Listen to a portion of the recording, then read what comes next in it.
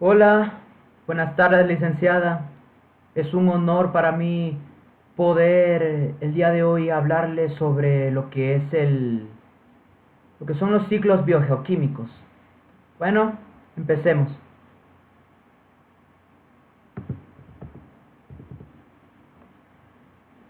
Los ciclos biogeoquímicos son los que hablan de vida, tierra y ciclos químicos. Aquí unos compuestos nos hablan de cómo los químicos se mueven de lugares vivos a lugares sin vida. Estos compuestos de los que les hablo son el carbono, hidrógeno, oxígeno, nitrógeno, fósforo y azufre, compuesto CHOMS.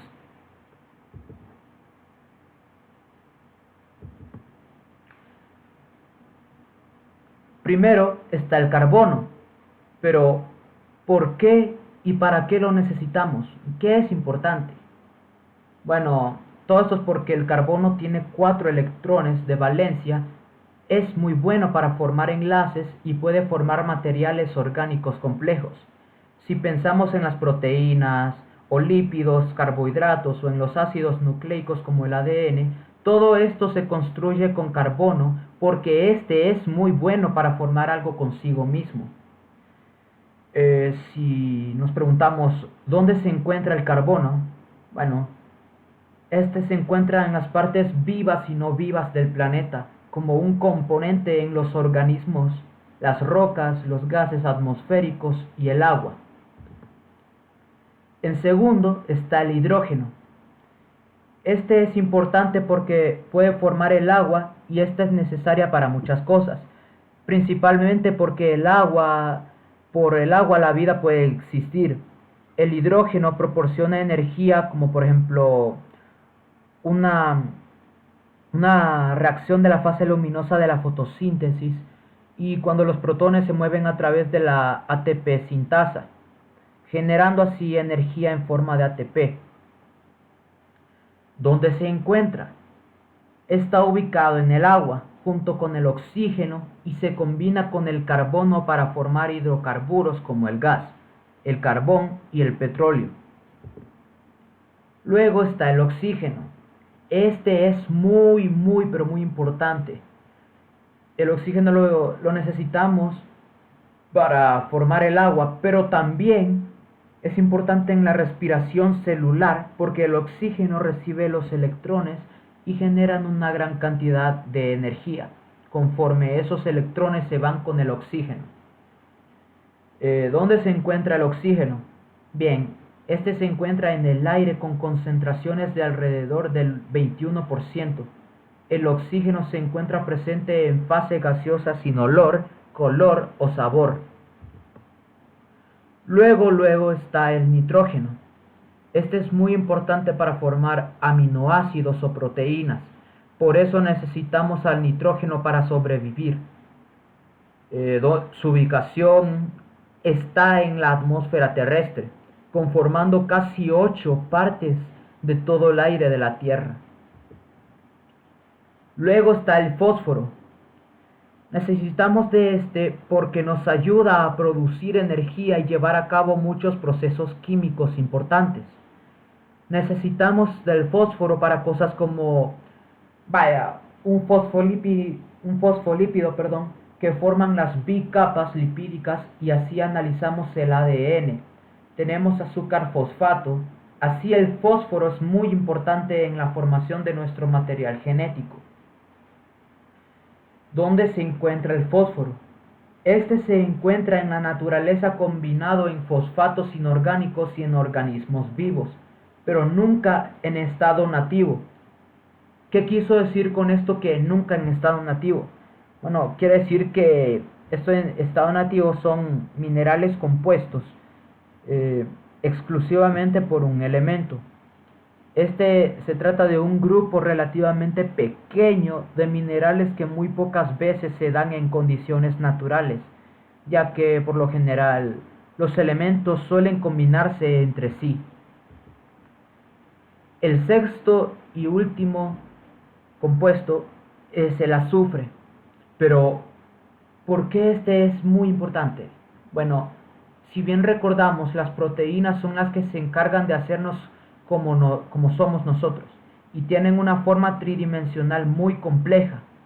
Entonces, si tenemos un azufre y un azufre con dos grupos CR, se forma así un enlace, conocido como el puente del sulfuro. El azufre le da la estructura a las proteínas grandes. Su ubicación es en las zonas volcánicas de la Tierra. Bueno, hasta aquí con los compuestos químicos CHOMPs. Y en mi opinión, el más importante de estos es el oxígeno, ya que sin este es imposible que haya vida y existencia humana, ya que por el oxígeno es que respiramos. Yes. Bueno, pasemos a los que son ahora los ciclos biogeoquímicos. Primero está el ciclo del nitrógeno. Pero ¿para qué lo necesitamos? Es porque para los aminoácidos y para las bases nitrogenadas. Aquí de los dos lados necesitamos bacterias, que son fijadoras y desnitrificantes. Estas dos bacterias lo que hacen es fijar el nitrógeno antes que la planta pueda absorber el nitrógeno y tiene que ser convertido a nitrato. De eso se encargan las bacterias, para que el nitrógeno llegue a las plantas. Todo empieza con el nitrógeno gaseoso de la atmósfera. Vaya, los animales comen plantas y nosotros comemos animales que comen plantas, pero luego esto se regresa a la atmósfera y ocurre a través de las bacterias que por medio de la descomposición, estas ayudan a devolver el nitrógeno a la atmósfera. Nos podemos preguntar, ¿qué pasaría si el ciclo del nitrógeno dejara de producirse? Bueno, la lluvia sería ácida, el aumento en la concentración de gases de efecto invernadero en la atmósfera y estaría la consiguiente elevación de la temperatura global. Luego pasamos al ciclo del agua. Este es muy pero muy importante. Saber que la mayor cantidad de agua de nuestro planeta se almacena en el océano. De ahí es nuestro depósito. De ahí llega a las plantas por medio de la evaporación, condensación y precipitación. Tanto para los animales como nosotros los humanos, el agua llega por medio de plantas que contienen agua. Pero ¿cómo el agua regresa al océano? Recordemos que las plantas transpiran y pierden el agua a través de sus hojas, y nosotros los humanos la perdemos mediante el sudor y al orinar. Toda agua que vemos en una botella regresa al océano, y así es como se va dando el ciclo del agua. También nos preguntamos, ¿qué pasaría si dejara de producirse este ciclo? Estaría la escasez de agua que puede afectar a la agricultura, la ganadería y la industria. Y luego producir escasez de alimentos y hambre a nivel mundial. Desaparición de especies vegetales. Las plantas necesitan una gran cantidad de agua para desarrollarse y cuando el agua escasea se secan y desaparecen. Y por último está el ciclo del fósforo. Para culminar, en este caso el fósforo como no es almacenado como el ciclo del agua y el ciclo del nitrógeno, sino que es almacenado en la atmósfera, sino en las rocas. ¿Y cómo llega a las plantas? Bueno, cuando llueve el agua desgasta la roca y la lleva hasta el suelo en donde es asimilada. El fósforo se absorbe a través de las raíces de las plantas y así es como pueden producir cosas como su material genético. Los animales lo obtienen cuando se alimentan con las plantas. Ahí llevan el fósforo hacia ellos y se regresa al suelo cuando un ser vivo muere y se descompone. Y devuelve el fósforo y con el tiempo el suelo se transforma y el fósforo regresa a la roca. Así es como se recicla el fósforo una y otra vez. También, ¿qué pasaría si este ciclo dejara de producirse? Bueno, las plantas detienen su desarrollo, la creación de hojas para la producción de frutos y se notaría en general un enorme bajón en el rendimiento de la cosecha. Bueno, Esto ha sido todo por hoy. Le agradezco mucho su atención, licenciada Mejía, y nos vemos en la próxima reunión.